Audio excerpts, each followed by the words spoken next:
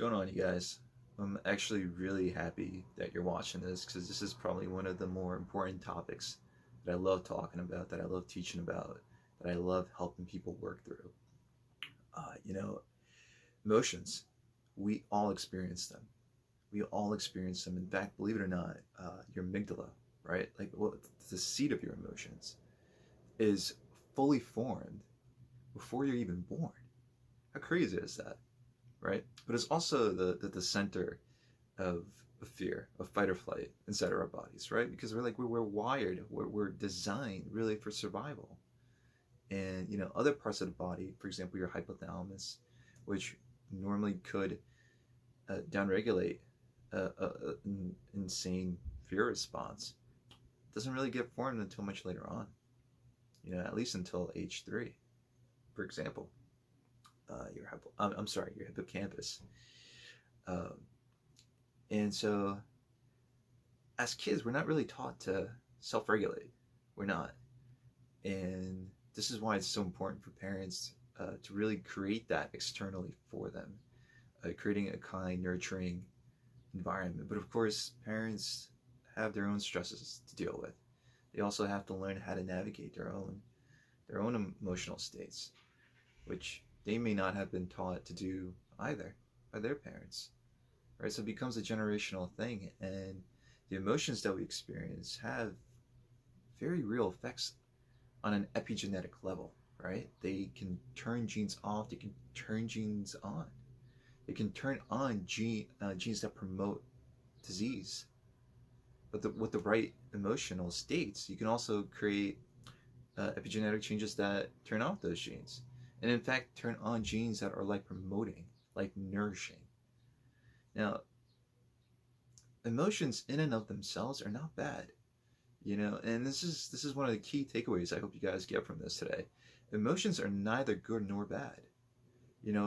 Ultimately, I want you to just have a slight shift in perspective when it comes to emotions, because what emotions really truly do is just give us indicators of our state.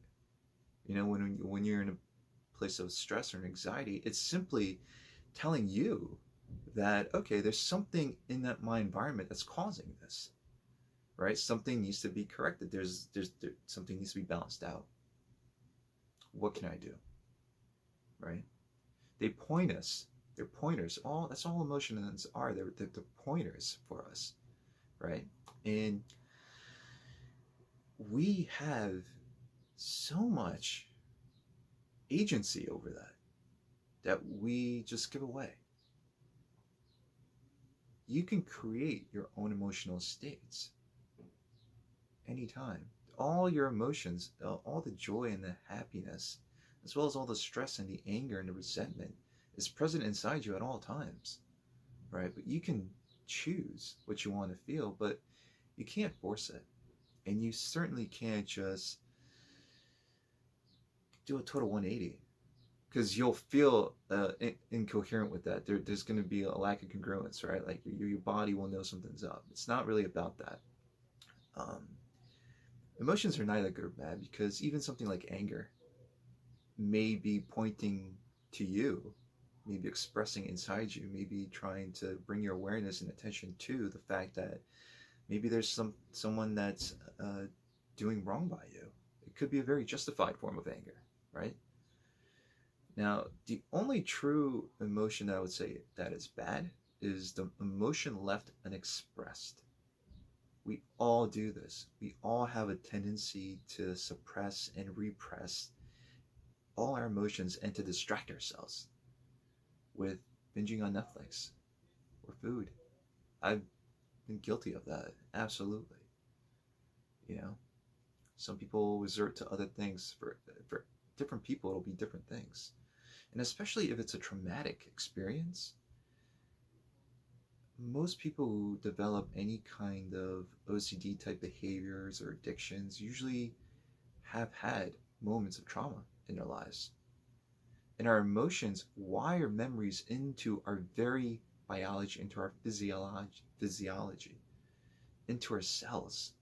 Our bodies remember everything. And so it's important to allow those things that get stored to find release, to find expression. Now, of course, I'm not suggesting that if you're angry, you go and you act on those angry impulses, that which more often than not lead to very poor decisions, right?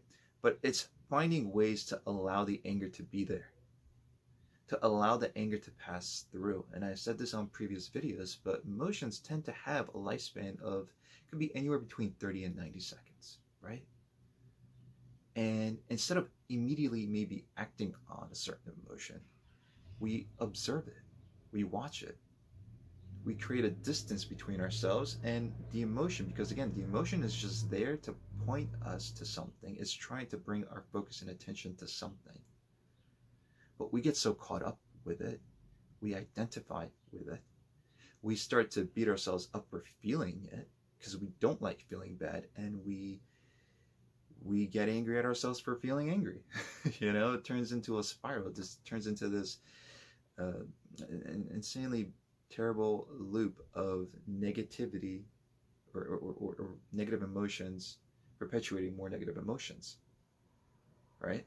Or the desire or the craving that we wish things were otherwise, which then of course just makes us feel even worse, because now we're bringing our awareness to the thing that we don't have, right?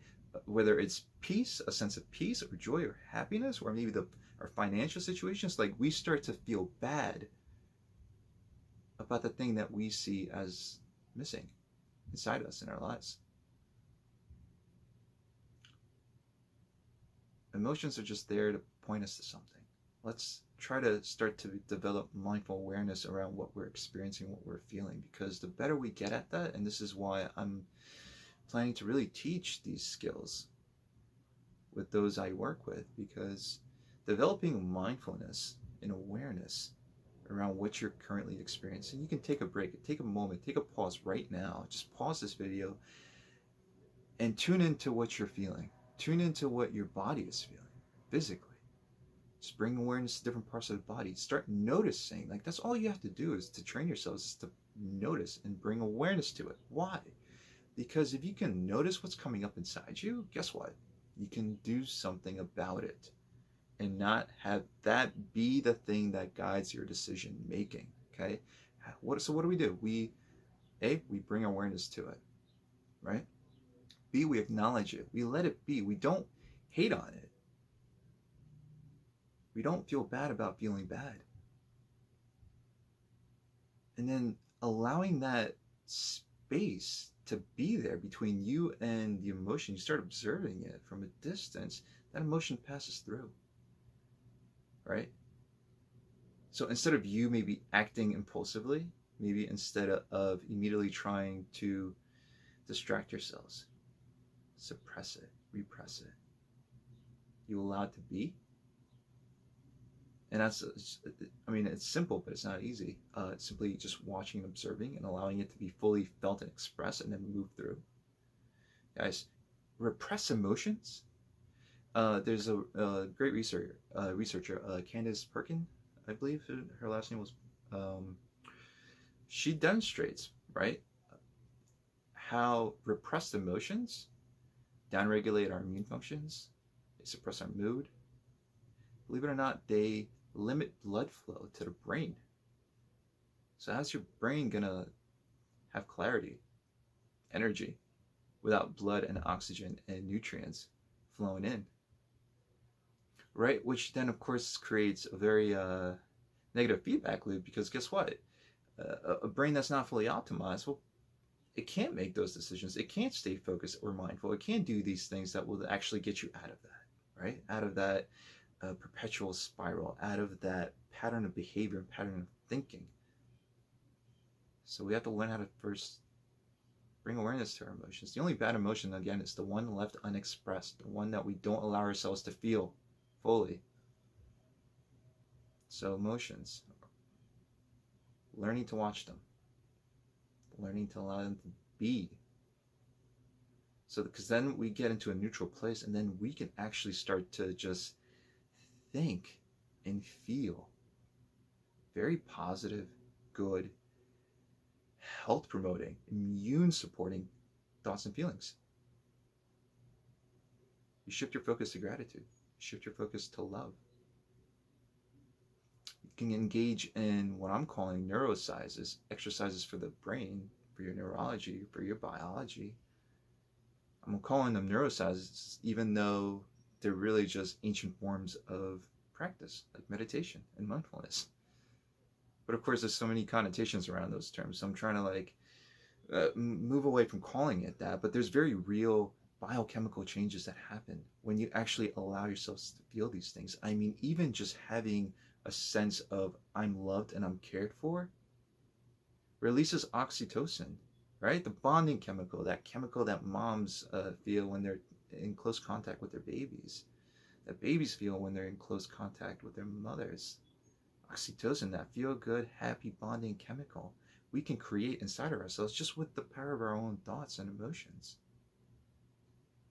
There's so many videos that I plan to shoot talking about just the level of change we can evoke inside of our bodies just using our thoughts and our emotions. It's insane. I mean, I'll just give you one example. They took a group of elderly gentlemen, right? And they had them actually be and act as their younger selves. So they put them in an environment where they're like little glass milk bottles all over the place. Like they recreated their environment, so the environment they would have known growing up as children, right? And so they told them to just engage in the activities they did when they were younger, in their 20s, playing the sports they were playing, doing this and doing that and doing this, and like actually just being in that state. So they brought them back with their thoughts and their emotions into that place. After this study was done, they took, they did a test before and they did tests after, and they measured their blood pressure. They measured all these different markers of longevity and health, and there were improvements across the board. And in fact, they took photos of the guys before and after, and then they had these taken to groups, and they did a study to see if people could tell which one was the before and after, right? Because in one photo, the guys looked a little younger. The other one, they looked a little older. Almost unanimously, everyone got it wrong. Because the photos they took afterwards, all the guys looked younger. And people thought, well, that can't be right. We change our biology. Our cells listen to the information that's coming in. We make that information, we're the ones who can channel that. We're the ones who can have complete agency over the kind of information that's getting fed to ourselves, with the thoughts we're thinking, with the emotions we're feeling. But it starts with awareness. It starts with learning how to slow down, give yourselves time for pause, and pay attention to what's going on. Because you can't change what you're not conscious of, right? More often than not, we're acting on autopilot, so we're not even aware of what's going on, right? So that is what I wanted you guys to just like really hear today. Like, and it's empowering, right? Like wherever you are right now, you can shift that. And it just starts with paying attention. So do that today. Do that for this week. Set timers throughout the day and just check in with yourselves.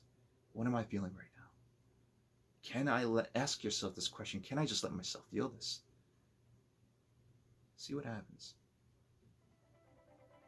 Because down the road, I'm going to teach you guys how to actually start to really reframe situations and really repattern all this wiring in our brains and our bodies to really live better lives.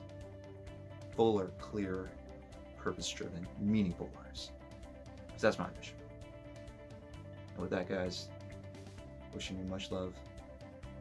Have a great day. Peace.